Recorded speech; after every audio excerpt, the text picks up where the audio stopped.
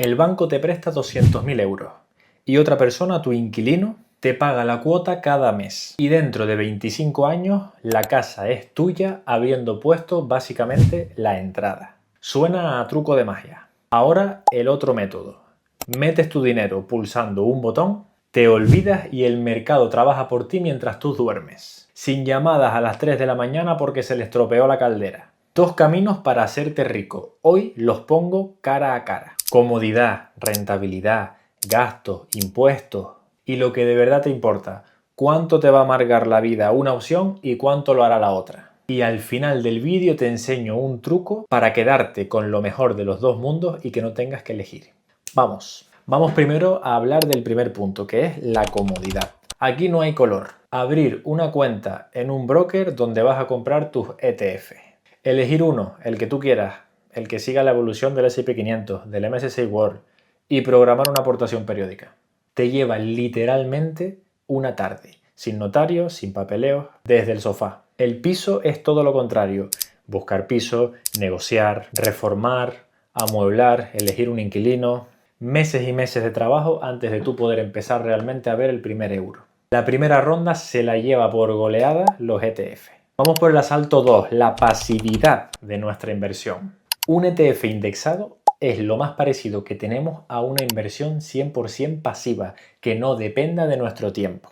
Compras, no tocas, reinviertes y no hay llamadas de nadie, no hay preocupaciones de ningún tipo, es automático. El alquiler se nos vende como una renta pasiva, pero siendo honestos, de pasiva tiene bien poco. Pueden ocurrir averías, pueden ocurrir derramas, inquilinos que no pagan, como pasa mucho en España. Sí, puedes delegarlo a una agencia que se suele quedar con un 10% de la rentabilidad que te da ese alquiler mensual. Y te quitas el marrón, pero bueno, ya hay alguien más que está comiendo de tu pastel, por así decirlo, ¿no? Así que vamos a llamarlo por su nombre. El alquiler no es una renta pasiva, es un trabajo a media jornada que con suerte y sabiendo lo que estás haciendo, paga bien, paga rentabilidades, digamos, decentes. Segundo asalto se lo lleva también el ETF. Asalto 3.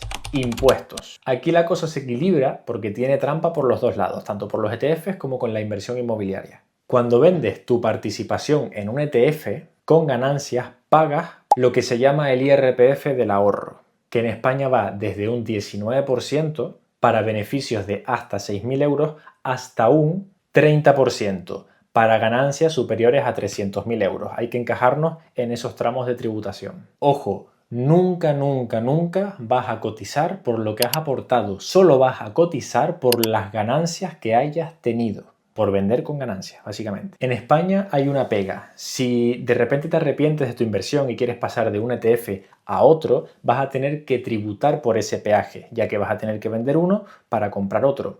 Esto se soluciona fácil, simplemente cambiando el vehículo de inversión. Cambiamos de ETF a fondos indexados, que es básicamente lo mismo, pero no pagas ese peaje al cambiar de uno a otro. Los contras que tiene es que el fondo indexado no cotiza como si fuera una acción, como si lo hace el ETF. Por lo tanto, no tiene la misma inmediatez al comprar y al vender. A lo mejor te puede tardar pues un día en ejecutar la orden de venta. No hay mayor problema. En el alquiler es otra historia. Lo que tú cobras de renta, lo que te está pagando mensualmente ese inquilino, se suma a tu sueldo normal y tributa según tu tramo de IRPF, que suele subir bastante. Y esto depende, por ejemplo, en España, según la comunidad autónoma en la que vives. No es lo mismo lo que vas a tributar en Madrid que en Cataluña. Pero hay truco. Si alquilas como vivienda habitual, te reduces lo que declaras hasta un 50%. Y en algunos casos concretos, como bajar el precio respecto al inquilino anterior, alquilar a gente joven o estar en una zona declarada tensionada,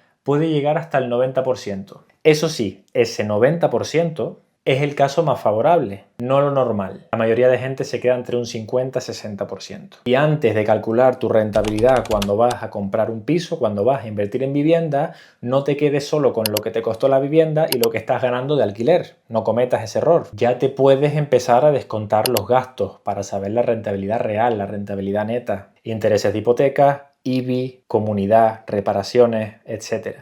En este asalto le vamos a dar un empate. Es un gris, depende de tu caso y dónde vivas exactamente. Asalto 4, rentabilidad y un pequeño apunte personal. El S&P 500 ha dado de media históricamente y a largo plazo, no todos los años, en torno a un 10% anual. El MSCI World un poco menos, en torno a un 8%. Ojo, esto es rentabilidad antes de descontar la inflación.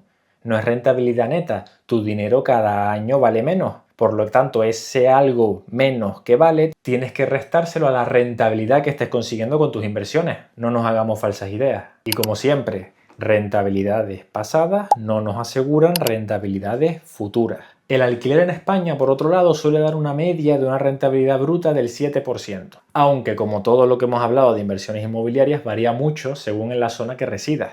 En ciudades caras y muy tensionadas puede bajar a un 4 o 5%. En las zonas más asequibles puede superar el 8 o el 9.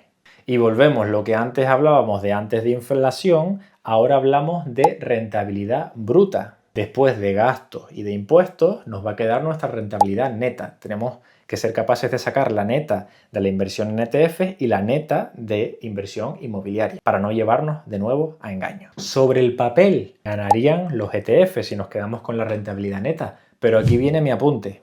Lo que más me gusta de la inversión inmobiliaria y es que tiene algo que ninguna otra inversión te da. El banco te adelanta casi todo el dinero para que tú lo inviertas en ladrillo y encima tu inquilino es el que paga la cuota por ti. Tú pones una entrada y al final de la hipoteca, ¿con qué te encuentras? Con un piso pagado, con una inversión pagada, con un dinero que en gran parte no has puesto tú. Y ahí es cuando los números del ladrillo se disparan realmente. Estás consiguiendo una inversión muy cómoda, una inversión muy apalancada, que en términos financieros hablamos cuando acudimos a la deuda buena, no a la que usas para comprarte el iPhone 17 Pro Max, sino a la deuda que utilizas para apalancarte en ladrillo, para apalancarte en inversión inmobiliaria. Pues bien, el banco te pone, te adelanta ese dinero, el inquilino lo va pagando y tú tienes dos rentabilidades. La rentabilidad que te da el alquiler del inquilino y la rentabilidad con la revalorización de la vivienda, que sabemos que en los últimos años se ha disparado al alza. Asalto 5. Los problemas que nadie te cuenta. El ETF tiene un problema más psicológico, más humano. La volatilidad, es decir, el valor sube y baja mucho y rápido. Vas a ver tu cartera caer un 30% en una crisis y la mayoría de la gente vende en el peor momento, por miedo, si no se ha visto claro mi primer vídeo del colchón de seguridad. Si aguantas estos momentos, históricamente el mercado siempre se ha recuperado y siempre en esas recuperaciones te vas a llevar una parte de ganancia. Si vendes en pánico, perdiste. El ladrillo, en cambio, te da una sensación de estabilidad. No tienes un móvil en el que ves bajar o subir el precio de tu vivienda. Pero por otro lado, tus problemas son muy reales y muy concretos. El inquilino que deja de pagar y tarda meses en irse, una ocupación, una derrama. Son cosas que quizá puedan alterar de otra manera tu tranquilidad financiera. Pues no puedes vender media habitación si necesitas un extra de liquidez en un momento dado de tu vida. Tienes que haber hecho muy bien la tarea para que una inversión inmobiliaria te produzca esa tranquilidad. Como todo en la vida, este asalto vuelve a ser depende de tu perfil como inversor.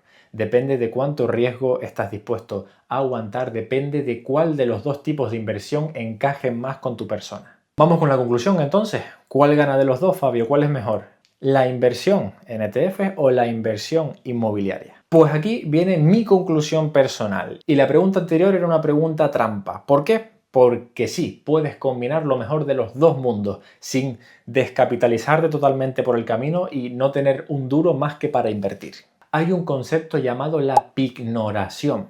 ¿Qué significa? Imagínate que llevas años invirtiendo en ETF y ya tienes una buena cartera. En vez de vender esa cartera de inversión que tienes y pasar por Hacienda por haber vendido con beneficios, perdiéndole a su vez en su pico de potencial ese 8-10% anual, que ya cuando tenemos ciertas cantidades es cuando de verdad se nota en nuestro ETF, vamos al banco y le decimos, oye, tengo esta cartera, vale esto, y quiero usarlo de garantía para que me prestes dinero y con ese dinero comprar una casa sin tener que dar entrada. El banco, viendo ese respaldo, no son tontos, saben que ese respaldo no solo no va a perder valor a largo plazo, sino que se va a revalorizar con el tiempo. Suele hacerte unas ofertas que ni os podéis imaginar. Les pueden dar un por 2, un por 3, incluso en algunos casos un por 4 del dinero que tú tengas en ese ETF como hipoteca para comprarte un piso. ¿Qué hemos conseguido?